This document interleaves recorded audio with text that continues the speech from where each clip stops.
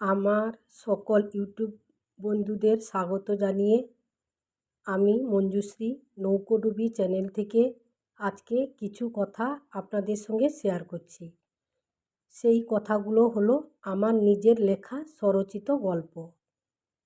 তাহলে বন্ধুরা, গল্পটি শোনার সময় একটা লাইক দিয়ে ফুল ওয়াচ করার চেষ্টা করবেন।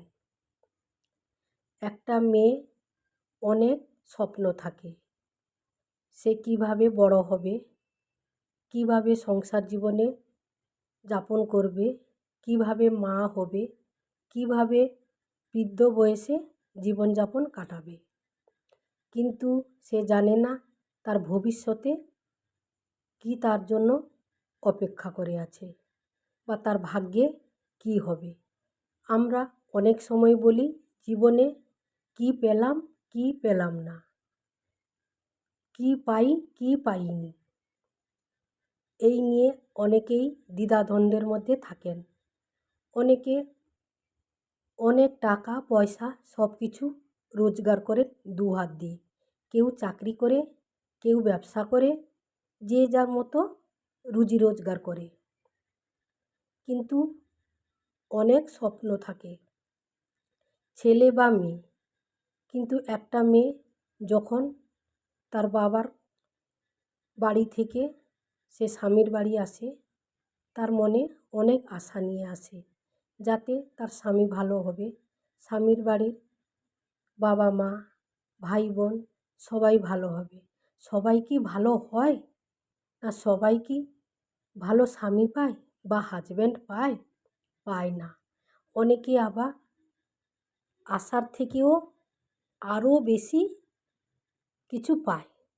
কিন্তু যে বা যারা বা যে মেয়েটি অনেক আশা নিয়ে আসে, সত্যি কি তার আশা জীবনে পূরণ হয়? না সারাদিন ওই সংসারের ঘানি টানতে টানতে তার জীবনটা একদিন থেমে যায়। হয়তো সে জানে না এরপরে তার জন্য কী অপেক্ষা করছে। আমরা নিজেরাও বলি মেয়েদের কোনো বাড়ি নেই। সত্যি কি মেয়েদের বাড়ি আছে আদৌ?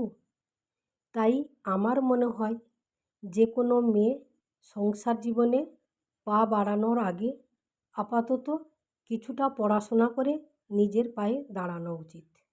তারপরে তার পরপর ছোট ছোট আশাগুলো পূরণ করা দরকার, যাতে কারো কাছে হাত না পাততে হয়।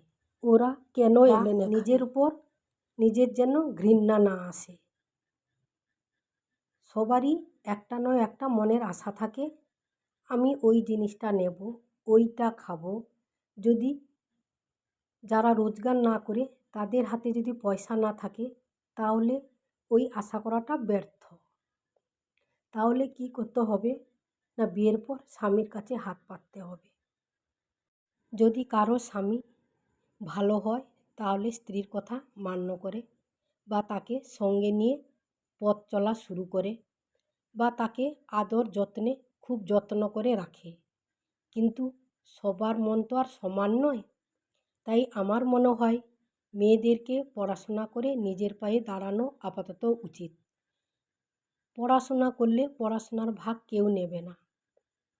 পড়াশোনা করে তুমি চাকরি না করতে পারো, ব্যবসা করে নিজের পায়ে দাঁড়াতে পারো। তোমার পেটের মধ্যে যদি একটা বুদ্ধি থাকে তাহলে তুমি মাথা থেকে বের করে যে কোনো কাজে লাগাতে পারো। সেইটা যদি না থাকে তাহলে তোমার জীবনটা আমার মনে হয় ব্যর্থ। কি বন্ধুরা, আমার গল্পটা শুনে আপনাদের কেমন লাগছে?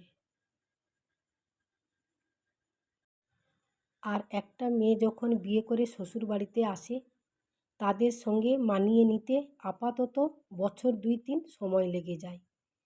তাদের কথাবার্তা, তাদের খাওয়া দাওয়া, তাদের আচার আচরণ, তারা যেভাবে খাওয়া দাওয়া করে, তারা যেভাবে কথাবার্তা বলে, সেটা মানাতে অনেকটাই কষ্ট হয়। কারণ একটা মেয়ে বাপের বাড়িতে থাকে 16-17 বছর কি 20 বছর, এখন অনেকে বিয়ে করছে 22-23 বছরে। অতএব কি হয় না, বাবার বাড়ির সঙ্গে সে খাপ খাওয়াতে খাওয়াতে যখন স্বামীর বাড়ি আসে তখন তাদের সঙ্গে মানিয়ে নিতে খুবই কষ্ট হয়। যদি কোনো মেয়ে মুখ বন্ধ করে সব কিছু সহ্য করে নেয় তাহলে আমার মনে হয় তার আর কষ্ট থাকে, কিন্তু সংসার করাই এতটা কষ্ট হয় না। পরপর সব কিছু মানিয়ে নেয়। তারপর থাকতে থাকতে তাদের সঙ্গে মিশে যায়, তাদের মতো করে মিশে যায়। আবার যখন 5 বছর পর যখন কেউ জিজ্ঞেস করে, কী রে তোর শ্বশুর বাড়ি যাবি, তখন সে বলে শ্বশুর বাড়ি না, সেটা আমার বাড়ি। কারণ এইটাকে সে তখন নিজের বাড়ি বলে মনে করে, কিন্তু মেয়েদের কোনো বাড়ি নেই। এরপর যখন ছেলে মেয়ে হবে, ছেলে মেয়ে বড় হবে, তাদের পিছনে অনেক পরিশ্রম করতে হবে। তারা খেলো না খেলো, সুস্থ অসুস্থ, সেই ছোট থেকে সেই মেয়েটাকে তাদেরকে দেখে শুনে বড় করতে হয়। যখন ছেলেমেয়েরা বড় হলো, তখন মা বা বাবাদের বয়স তখন কি হয় না, বাড়তে বাড়তে পরপর বয়স বেড়েই চলে যায়। এককালে তারা বৃদ্ধ বৃদ্ধা হয়ে যায়।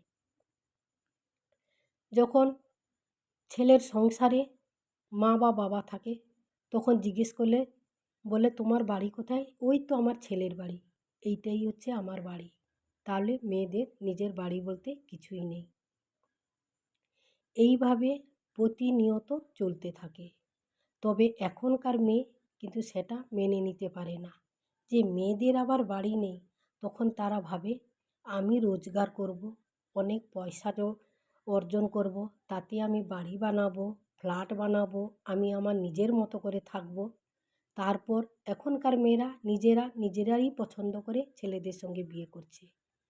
কিন্তু অনেকে আবার যারা মুখ বন্ধ করে বাবার পছন্দের পাত্রের সঙ্গে বিয়ে করে, তখন তাদের এইভাবে সারা জীবনে কম বেশি কষ্ট করে যেতে হয়, ফেস করতে হয় তাদেরকে। কিন্তু এখনকার মেয়ে ওটা করতে চায় না। তাই আমার মনে হয় যে কোনো মেয়েকে রোজগার না করে বিয়ে না করাটা উচিত। এখনকার মেয়েরা কি জানে না, যেমন ছেলেরা যেভাবে কর্মসূত্রে বাইরে থাকছে, মেয়েরাও সেই কাঁধে কাঁধ রেখে বাইরে থাকছে। মেয়েরা প্লেন চালাচ্ছে, গাড়ি চালাচ্ছে, মোটরসাইকেল চালাচ্ছে, সাইকেল চালাচ্ছে, জাহাজ চালাচ্ছে। কি পারে না মেয়েরা? মেয়েরা সব কিছুই পারে। এখন মেয়েরা আর পিছিয়ে নেই। আমার মনে হয় ছেলেদের থেকে এখন মেয়েরাই সামনে এগিয়ে যাচ্ছে। এখন মন্ত্রী বলো, রাষ্ট্রপতি বলো, কোর্টের বিচারপতি বলো, যাই বলো, সব জায়গায় মেয়েদের স্থান মোটামুটিভাবে অর্জন করে নিয়েছে মেয়েরা। তাই আগেকার দিনের মতো দেনা পাওনার জন্য নিরুপমাকে বলিদান দিতে হবে না। হাজারো হাজারো নিরুপমা নিজের আশা ভরসা বা নিজের সুখ আহ্লাদ কোনো কিছুই পূরণ করে যেতে পারেনি। আগে কি হতো না, মেয়েদেরকে সতীদাহ প্রথা দিতে হতো। কারণ স্বামী হচ্ছে মহাগুরু, স্বামী যদি মরে যায় তাহলে সেই চিতায় মেয়েদেরকে বলিদান দিতে হতো। তাহলে মেয়েদের কোনো আশা বা ভরসা বা পুণ্য বা ভালোবাসা কিছুই ছিল না। তাই আমার মনে হয় মেয়েদেরকে কিছু না কিছু করে নিজের পায়ে দাঁড়াতে হবে। আগেকার সমাজে আর এখনকার সমাজ অনেকটাই পার্থক্য করে দিয়েছে পরপর এই সমাজের উন্নতির মূলে। এখনকার যুগ হচ্ছে বৈজ্ঞানিক যুগ। আগেকার দিনে যা করতে পারতো না, এখন সেই সব বড় বড় এমন ইঞ্জিনিয়াররা মেশিন বা কৃত্রিম যন্ত্র আবিষ্কার করেছে, তাতে অনায়াসে সব কিছু হয়ে যাচ্ছে। এতে খাটুনি কম, লেবার কম। তাহলে বন্ধুরা,